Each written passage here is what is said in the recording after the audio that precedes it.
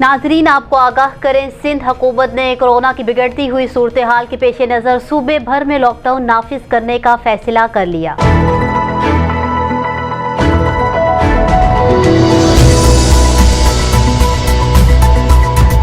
वज़ीर आला सिंध सैयद मुराद अली शाह की ज़ेर सदारत कोरोना टास्क फोर्स का इजलास हुआ, जिसमें सूबाई वज़रा, तिब्बी माहिरीन और PMA के नुमाइंदे शरीक हुए।